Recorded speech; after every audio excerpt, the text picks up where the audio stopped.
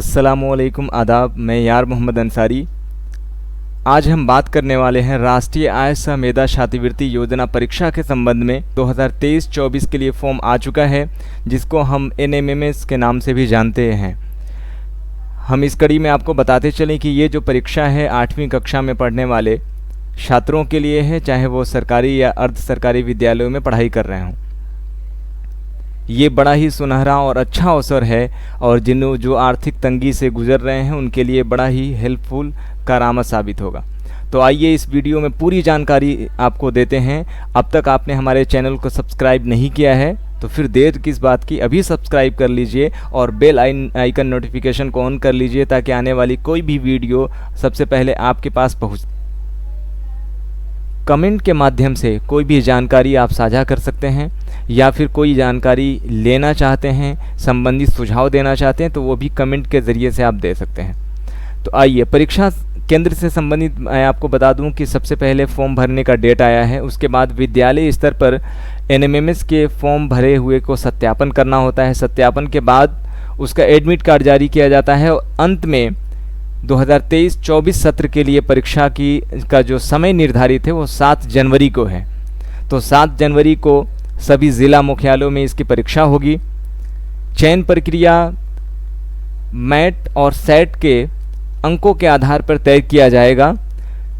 Mat यानी mental ability test और set scholastic aptitude test, दोनों का जो मार्क होता है वो कुल 90 अंकों का परीक्षा होती है, जिसमें पास करने के लिए सामान्य और पिछड़ा अति पिछड़ा वर्गों के संबंधित अभ्यर्थी को 40% नंबर लाने होते हैं और बाकी के लिए यानी SC और ST के लिए 32%। यानी अगर बात करें मार्क के हिसाब से अंकों की तो 36 + 36 नंबर लाने होंगे अगर आप क्वालिफाई करते हैं इस एग्ज़ाम को। अगर आप SC और ST कैटेगरी से संबंध रखते हैं, अनुसूचित जाति और जनजाति से, तो आपको 28 पॉइंट समथिंग मार्क्स लाने होंगे इस परीक्षा को उत्तीर्ण होने के लिए।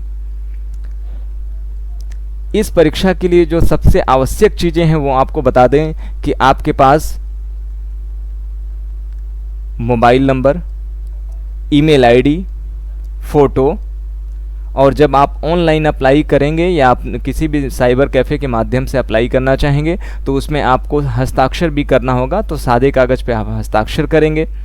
इसके अलावा जाति प्रमाण पत्र, आय प्रमाण पत्र और आवासीय प्रमाण पत्र, ये तीनों आप बनवा लीजिए, क्योंकि ये इस फॉर्म से संबंधित भी होगा। और जब आपका स्कूल लेवल पे फॉर्म वेरिफिकेशन के बाद एग्ज़ाम में बैठने के बाद फिर अगला जब स्टेप आप 9th क्लास में एडमिशन लेंगे तो उस समय भी उन डॉक्यूमेंट्स की आवश्यकता होगी। इसलिए अभी से सचेत हो जाएं और एक्टिव होकर इन सभी दस्तावेज को पूर्ण कर लें।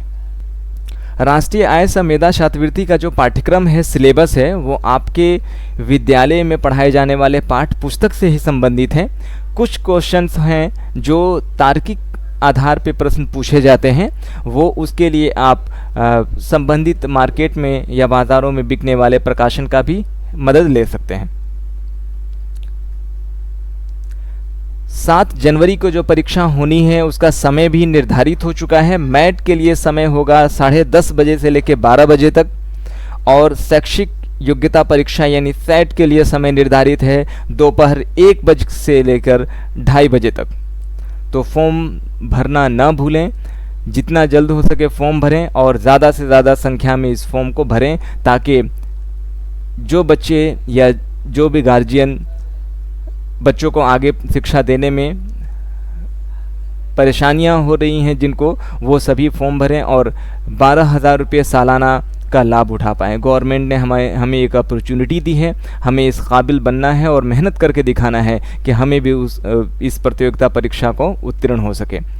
तो इस वीडियो को ज़्यादा से ज़्यादा शेयर करिए ताकि सभी तक इस जानकारी को पहुंच पाए। अब तक आपने हमारे चैनल को सब्सक्राइब नहीं किया है तो सब्सक्राइब कर लीजिए। बहुत बहुत धन्यवाद, शुक्रिया।